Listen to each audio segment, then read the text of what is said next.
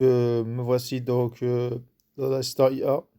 Dans cet assistant IA je pose la question, la sincérité, on verra là chez les pieux prédécesseurs. Donc, concernant la sincérité, on verra là chez les pieux prédécesseurs. La sincérité, elle se tire, on verra là, elle est un terme central chez les pieux prédécesseurs. As-salaf salih. Ils considéraient que la valeur des œuvres dépendait avant tout de la véracité du cœur envers Allah. Quelques paroles célèbres. Al-Hassan al-Basri a dit: la sincérité de la véracité ne cesse d'accompagner le serviteur jusqu'à ce qu'il entre au paradis. Sufyan al-Thawri disait: je n'ai jamais traité une chose plus difficile sur moi que mon intention, car elle ne cesse de se retourner contre moi.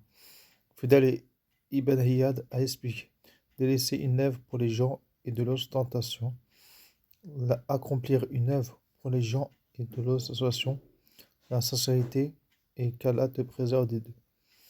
Ibn Qayyim a écrit que la sincérité envers Allah consiste à ce que le serviteur ne recherche pas les éloges, ne cherche pas ses œuvres, ni les œuvres. Satan ne recherche pas ses œuvres, ni l'éloge des créatures, ni leur avantage, mais uniquement l'agrément d'Allah. La sincérité envers Allah comprend notamment l'adorer en un, sans ne rien lui associer. 2. Vouloir son agrément dans les actes d'adoration. 3. Être véridique dans ses engagements et ses repentir. 4. Aimer ce qu'Allah aime et détester ce qu'Allah déteste. 5.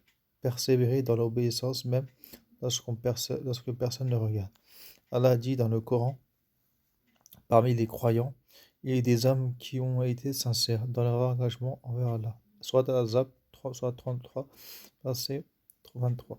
Et ça, voyez ce verset comme un éloge de la véracité du cœur, de la parole et des actes, et de considérer que la sincérité est la base de toute évasion spirituelle.